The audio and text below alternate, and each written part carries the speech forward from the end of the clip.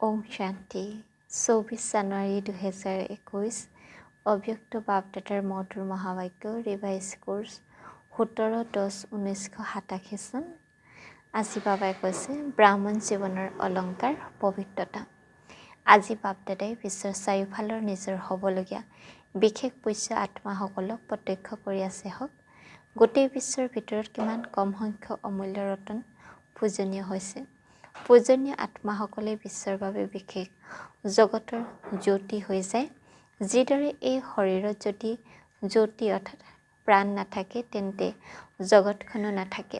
সেইদৰে বিশ্বৰ ভিতৰত পূজনীয় জগতৰ জ্যোতি তোমালোক শ্ৰেষ্ঠ আত্মাসকল যদি নাথাকা তেন্তে বিশ্বৰো মহত্ব নাই। স্বৰ্ণ যুগ বা আদি যুগ বা শতপ্ৰধান যুগ নতুন সংসাৰ তোমালোক বিশেষ আত্মাসকলৰেহে আৰম্ভ হয়। নতুন বিশ্বৰ আধাৰমূৰত পূজনীয় আত্মা তোমালোকে হোৱা, গতিকে তোমালোক আত্মাসকলৰ কিমান মহত্ব আছে। তোমালোক পূজনীয় আত্মাসকলৰ সংসাৰৰ বাবে নতুন কিৰণ হোৱা। তোমালোকৰ আৰোহণ কলাই বিশ্বক শ্ৰেষ্ঠ কলাত লৈ অনাৰ নিমিত্ত হয়। তোমালোক অৱৰোহণ কলাত আহিলে সংসাৰো অৱৰোহণ কলা হয়। তোমালোক পৰিৱৰ্তন হ'লে বিশ্বৰো পৰিৱৰ্তন হয়। ইমান মহান আৰু মহত্ব থকা আত্মা হোৱা। আজি বাপদাদাই সকলো সন্তানক চাই আছিলে হওক। ব্ৰাহ্মণ হোৱা অৰ্থাৎ পূজ্য হোৱা, কিয়নো ব্ৰাহ্মণী দেৱতা হয় আৰু দেৱতা অৰ্থাৎ পূজনীয়। সকলো দেৱতা পূজনীয়তো হয়, তথাপিও কৰ্মানু অনুসৰি নিশ্চয় হয়। কিছুমান দেৱতাৰ পূজা বিধিপূৰ্বক আৰু নিয়মিত ৰূপত হয় আৰু কিছুমানৰ পূজা বিধিপূৰ্বক নিয়মিত ৰূপত নহয়। কিছুমানৰ সকলো কৰ্মৰে পূজা হয় আৰু কিছুমানৰ সকলো কৰ্মৰ পূজা নহয়। কাৰোবাৰ বিধিপূৰ্বক প্ৰতিদিনে অলংকন হয় আৰু কিছুমানৰ অলংকন সদায় নহয়। ওপৰে ওপৰে কিছু সজায় কিন্তু বিধিপূৰ্বক নহয়। কিছুমানৰ আগত সকলো সময়ত কীৰ্তন হয় আৰু কিছুমানৰ আগত কেতিয়াবা কেতিয়াবা কীৰ্তন হয়। এই সকলোবোৰ কাৰণ কি বাৰু? ব্ৰাহ্মণ বুলিতো সকলোৱে কয়, জ্ঞান যুগৰ পাঠো সকলোৱে পঢ়ে, তথাপিও ইমান পাৰ্থক্য কিয়? ধাৰণা কৰাত পাৰ্থক্য হয়, তথাপিও বিশেষ কোনবোৰ ধাৰণাৰ আধাৰত কৰ্মিক নম্বৰ অনুযায়ী হয় সেয়া জানানে? পূজনীয় হোৱাৰ বিশেষ আধাৰ পবিত্ৰতাৰ ওপৰত।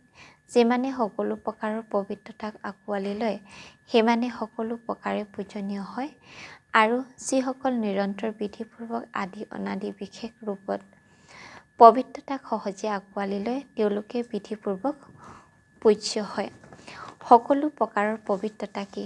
যিসকল আত্মা সহজে স্বতঃ প্ৰতিটো সংকল্পত বাণী কৰ্মত সকলো অৰ্থাৎ জ্ঞানী আৰু অজ্ঞানী আত্মাসকলৰ সৈতে সকলো সম্পৰ্কত সদায় পবিত্ৰ বৃত্তি দৃষ্টি প্ৰকম্পনে যথাযথ সম্পৰ্ক সম্বন্ধ পালন কৰে। ইয়াকে সকলো প্ৰকাৰৰ পবিত্ৰতা বুলি কয়। সপোনতো নিজৰ প্ৰতি বা অন্য কোনো আত্মাৰ প্ৰতি সকলো প্ৰকাৰৰ পবিত্ৰতাৰ ক্ষেত্ৰত যাতে কোনো অভাৱ নহয়। ধৰি লোৱা সপোনতো যদি ব্ৰহ্মচৰ্য খণ্ডিত হয় বা কোনো আত্মাৰ প্ৰতি কোনো প্ৰকাৰ ঈৰ্ষা বা ৰাগৰ বশৱৰ্তী হৈ কৰ্ম কৰা হয় বা বাণী উচ্চাৰিত হয়, ক্ৰোধৰ অংশৰূপতো যদি আচৰণ হয়, তেতিয়াহ'লে ইয়াকো পবিত্ৰতা খণ্ডন বুলি গণ্য কৰা হ'ব। ভাবা যদি সপোনৰো প্ৰভাৱ পৰে তেন্তে সাকাৰত কৰা কৰ্ম কিমান প্ৰভাৱ পৰিব। সেইবাবে খণ্ডিত মূৰ্তি কেতিয়াবা পূজনীয় হয়। খণ্ডিত মূৰ্তি মন্দিৰত নাথাকে, আজিকালি মিউজিয়ামতো থাকে। তালৈ ভক্ত নাহে। কেৱল এয়াই গায়ন হয় যে বহুত পুৰণি মূৰ্তি বছ। তেওঁলোকে স্থূল অংগ খণ্ডিত হোৱাটো খণ্ডিত বুলি কৈ দিছে, কিন্তু বাস্তৱত যদি কোনো প্ৰকাৰৰ পবিত্ৰতাৰ খণ্ডন হয় তেন্তে তেওঁ পূজ্য পদৰ পৰা খণ্ডিত হৈ যায়। এনেদৰে চাৰিও প্ৰকাৰৰ পবিত্ৰতা বিধিপূৰ্বক থাকিলে পূজাও বিধিপূৰ্বক হয়। মন বাণী কৰ্ম অৰ্থাৎ কৰ্মত সম্বন্ধ সম্পৰ্ক আহি যায় আৰু সপোনতো পবিত্ৰতা, ইয়াক কোৱা হয় সম্পূৰ্ণ পবিত্ৰতা। বহুত সন্তানে অৱহেলাৰ বাবে ডাঙৰকে হওক বা সৰুকে হওক এইটোত কথাত সাময়িকভাৱে চলাবলৈ চেষ্টা কৰে যে মোৰ ভাৱ বহুত ভাল কিন্তু বাণী ওলাই গ'ল বা মোৰ লক্ষ্য এনেকুৱা নাছিল কিন্তু হৈ গ'ল, নতুবা কয় হাঁহি ধেমালিতে কৈ দিলোঁ অথবা কৈ পেলালোঁ। এও সাময়িকভাৱে চলোৱা হয়, সেইবাবে পূজাও সাময়িকভাৱে চলোৱাৰ দৰে হয়। এই অৱহেলাৰ সম্পূৰ্ণ পূজ্য স্থিতিক কৰ্মিক নম্বৰত লৈ আহে। এয়া অপবিত্ৰতাৰ হিচাপত জমা হয়। শুনালোঁ নহয়, পূজ্য পবিত্ৰ আত্মাসকলৰ চিন এয়াই যে তেওঁলোকৰ চাৰিও প্ৰকাৰৰ পবিত্ৰতা স্বাভাৱিক, সহজ আৰু সদায় থাকিব। তেওঁলোকে ভাবিব লগা নহ'ব। কিন্তু পবিত্ৰতাৰ ধাৰণাত স্বতঃ যথাযথ সংকল্প, বাণী, কৰ্ম আৰু সপোন লৈ আনে। যথাযথ অৰ্থাৎ এটাটো হৈছে যুক্তিযুক্ত, দ্বিতীয়টো যথাযথ অৰ্থাৎ প্ৰতিটো সংকল্প অৰ্থ থাকিব, অৰ্থবিহীন নহ'ব। এনেকুৱা নহয় যে এনেই কৈ দিলোঁ ওলাই গ'ল, কৰি পেলালোঁ হৈ গ'ল। এনেকুৱা পবিত্ৰ আত্মা সদায় প্ৰতিটো কৰ্মত অৰ্থাৎ দিনচৰ্যাত যথাযথ যুক্তিযুক্ত হৈ থাকে। সেইবাবে পূজাও তেওঁলোকৰ প্ৰতিটো কৰ্মৰে হয়, অৰ্থাৎ গোটেই দিনচৰ্যা হয়। উঠাৰ পৰা শোৱাৰলৈকে ভিন্ন ভিন্ন কৰ্মৰ দৰ্শন হয়। যদি ব্ৰাহ্মণ জীৱনৰ নিৰ্ধাৰিত দিনচৰ্যা অনুসৰি কোনো কৰ্ম যথাযথ বা নিৰন্তৰ নকৰে, তেন্তে তাৰ পাৰ্থক্য কাৰণে পূজাতো পাৰ্থক্য আহিব। ধৰি লোৱা কোনোবা অমৃতবেলা উঠাৰ দিনচৰ্যাত বিধিপূৰ্বক নচলে, তেন্তে পূজাটোতেও পূজাৰীয়ে সেইটো বিধিত তল ওপৰ কৰিব, অৰ্থাৎ পূজাৰীও সময়ত উঠি পূজা নকৰিব।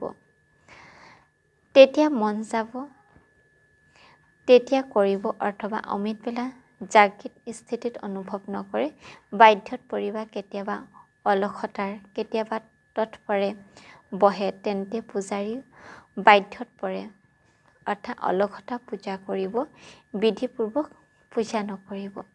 এনেদৰে প্ৰতিটো দিনচৰ্যা কৰ্মৰ প্ৰভাৱ পূজনীয় হোৱাৰ ওপৰত পৰে। বিধিপূৰ্বক নচলা, কোনোবাটো দিনচৰ্যাত তল ওপৰ হোৱা, এয়াও অপবিত্ৰতাৰ অংশৰ হিচাপে গণ্য কৰা হয়, কিয়নো অলসতা আৰু অৱহেলাও বিকাৰ হয়।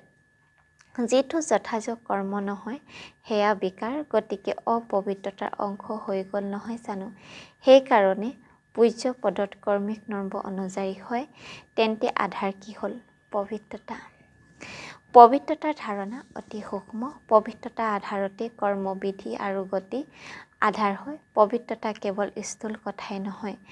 ব্ৰহ্মচাৰী হৈ থাকিলা বা নিৰ্মোহী হৈ গ'লা, কেৱল ইয়াকে পবিত্ৰতা বুলি কোৱা নহ'ব। পবিত্ৰতা ব্ৰাহ্মণ জীৱনৰ অলংকাৰ হয়। গতিকে সকলো সময়ত পবিত্ৰতা অলংকাৰৰ অনুভূতি চেহেৰা দ্বাৰা, চলনৰ দ্বাৰা অন্যই হওক, দৃষ্টি, মুখত, হাতত, ভৰি সদায় পবিত্ৰতা অলংকাৰ প্ৰত্যক্ষ হওক। যি চেহেৰা ফালে চায় তেতিয়া চেহেৰা দ্বাৰা তেওঁলোকৰ পবিত্ৰতাৰ অনুভৱ হওক। যিদৰে অন্য প্ৰকাৰৰ চেহেৰা বৰ্ণনা কৰে, সেইদৰে এয়া বৰ্ণনা কৰক যে এওঁৰ চেহেৰাত পবিত্ৰতাৰ দৃষ্টিগোচৰ হয়, নয়নত পবিত্ৰতাৰ ৰেঙনি আহে, মুখত পবিত্ৰতাৰ হাঁহি আহে।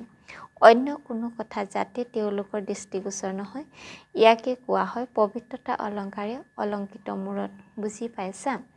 পবিত্ৰতাটো আৰু বহুত গূঢ়াৰ্থ আছে, সেয়া পাছত শুনাই থাকিম। যিদৰে কৰ্ম গতি গহন অৰ্থাৎ গম্ভীৰ, সেইদৰে পবিত্ৰতাৰ পৰিভাষাও বহুত গূঢ় আৰু পবিত্ৰতাই হৈছে আধাৰ অৰ্থাৎ ফাউণ্ডেশ্যন। বাৰু, আজি গুজৰাট আহিছে। গুজৰাট নিবাসী সদায় পাতল অৰ্থাৎ বোঝামুক্ত হৈ নাচে আৰু গায়। লাগিলে শৰীৰ যিমানেই গধুৰ নহওক, কিন্তু পাতল হৈ নাচে। গুজৰাটৰ বিশেষত্ব হৈছে সদায় পাতল হৈ থকা, সদায় আনন্দত নাচি থকা আৰু পিতা বা নিজৰ প্ৰাপ্তিসমূহৰ গীত গাই থকা। শৈশৱৰ পৰা ভাল নাচ গান কৰে। ব্ৰাহ্মণ জীৱনত কি কৰা? ব্ৰাহ্মণ জীৱন অৰ্থাৎ আনন্দ উপভোগ কৰাৰ জীৱন। দাণ্ডিয়া নৃত্য অৰ্থাৎ গৰ্বা ৰাস যেতিয়া কৰা তেতিয়া আনন্দত আহি যোৱা নহয়। যদি আনন্দত নাহা তেন্তে বেছিকৈ নৃত্য কৰিব নোৱাৰিবা। আনন্দ ফূৰ্তিত ক্লান্ত নহয়, অক্লান্ত হৈ যায়। গতিকে ব্ৰাহ্মণ জীৱন অৰ্থাৎ সদায় আনন্দত থকাৰ জীৱন। সেয়া হৈছে স্থূল আনন্দ আৰু ব্ৰাহ্মণ জীৱনৰ হৈছে মনৰ আনন্দ। সদায় মন আনন্দত নাচি আৰু গাই থাকে। তেওঁলোক পাতল হৈ নাচ গান কৰা অভ্যাসী, গতিকে এওঁলোকৰ ব্ৰাহ্মণ জীৱনটো ডবল লাইট হোৱাটো কঠিন নহয়। গতিকে গুজৰাট অৰ্থাৎ সদায় পাতল হৈ থকা অভ্যাসী বুলি কোৱা, বৰদানী বুলি কোৱা। গতিকে গোটেই গুজৰাটে বৰদান প্ৰাপ্ত কৰিলে ডবল লাইট মুৰলী দুৱাৰো বৰদান পোৱা যায় নহয়। শুনালো নহয় তোমালোকৰ এই জগতত যথা শক্তি যথা সময় অনুসৰি হয় যথা আৰু তথা। বাৰু বতনতো যথা তথা ভাষাই নাই। ইয়াত দিন আৰু ৰাতি চাবলগীয়া হয়, তাত দিন ৰাতিৰ কথা নাই। সূৰ্যও উদয় নহয়, চন্দ্ৰমাও উদয় নহয়। দুয়োটাৰ পৰা নিলগত যাবতো তালৈ লাগিব নহয় জানো। সন্তানসকলে বাৰ্তালাপত ক'লে নহয় যে কেতিয়ালৈকে বাপ দাদাই কয় যে তোমালোক সকলোৱে কোৱা যে আমি সাজু হৈ আছোঁ, তেন্তে এতিয়াই কৰি ল'ম। তেতিয়া কেতিয়া এইটো প্ৰশ্ন নুঠে। কেতিয়া তেতিয়ালৈকে আছে যেতিয়ালৈকে গোটেই মালা তৈয়াৰ নহয়। এতিয়া নাম উলিয়াবলৈ বহিলে তেতিয়া 108ৰ ক্ষেত্ৰতো ভাবা যে এই নামটি দিওঁ নে নিদিওঁ। এতিয়া 108ৰ মালাটো সকলোৱে সেই 108ৰ নাম পলে।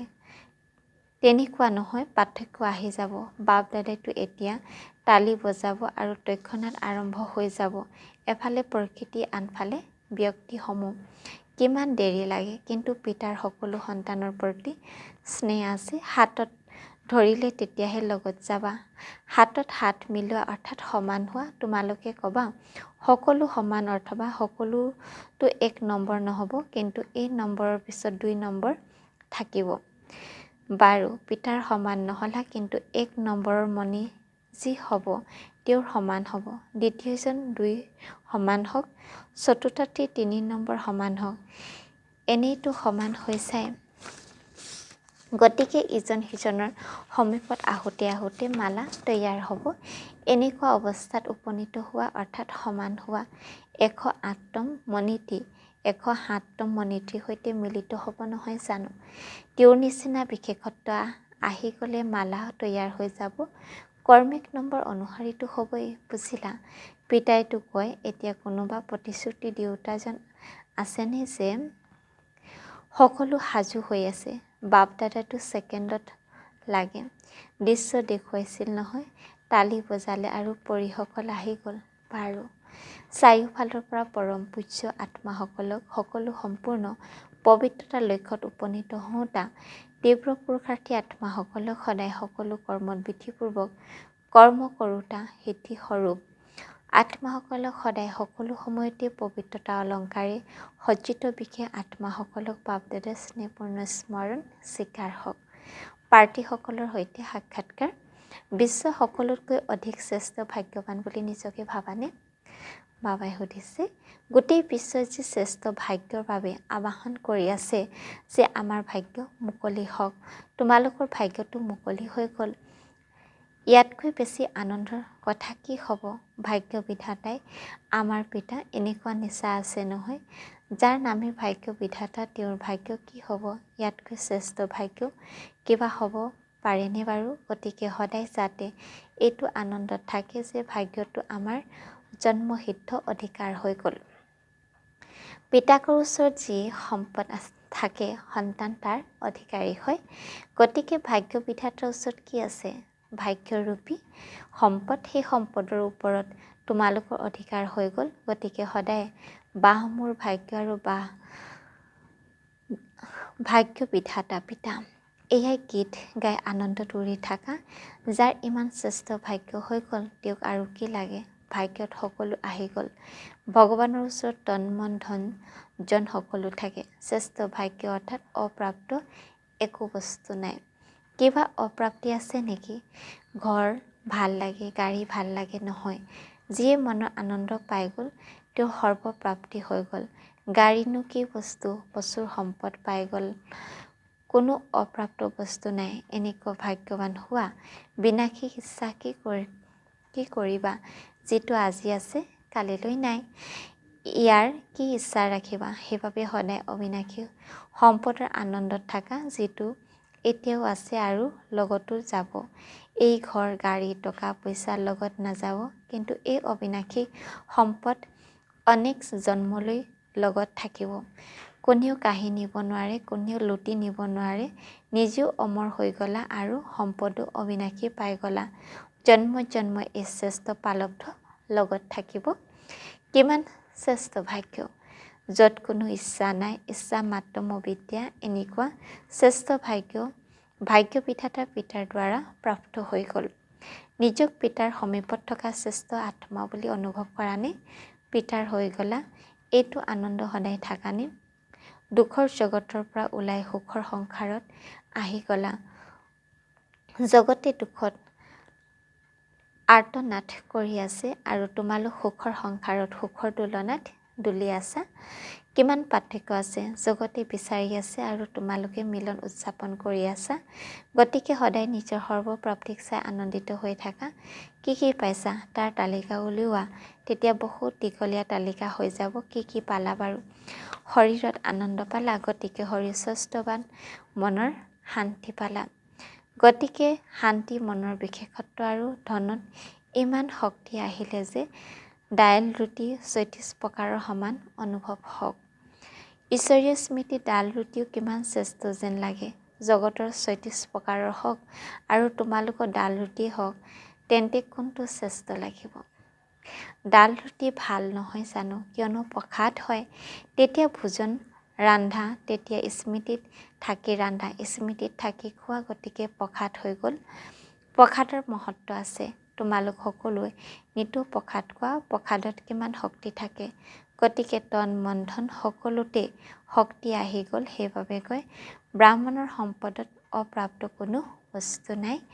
গতিকে সদায় এই প্ৰাপ্তিসমূহৰ আগত ৰাখি আনন্দিত হৈ থাকা, হৰ্ষিত হৈ থাকা। ভাল বাৰু। আজি বাবাই বৰদান দিছে, কৰ্ম দ্বাৰা গুণ দান কৰোঁতা ডবল লাইট ফৰিষ্টা হোৱা। যিসকল সন্তানে কৰ্ম দ্বাৰা গুণ দান কৰে, তেওঁলোকৰ চলন আৰু চেহেৰা দুয়োটাই ফৰিষ্টাৰ দৰে দেখা পোৱা যায়। তেওঁলোক ডবল লাইট অৰ্থাৎ প্ৰকাশময় আৰু পাতল অৰ্থাৎ বোঝামুক্ত ভাৱৰ অনুভূতি কৰে। তেওঁলোকৰ কোনো বোঝা অনুভৱ নহয়। প্ৰতিটো কৰ্মত সহায়ৰ অনুভৱ হয়, যেন কোনো শক্তিয়ে চলাই আছে। প্ৰতিটো কৰ্মত মহাদানী হোৱাৰ কাৰণে তেওঁলোকৰ সকলোৰে আশীৰ্বাদ বা সকলোৰে বৰদান প্ৰাপ্তি অনুভৱ হয়। আজিৰ শ্লোগান, সেৱাত সফলতাৰ তৰা হোৱা দুৰ্বল নহয়। ওম শান্তি।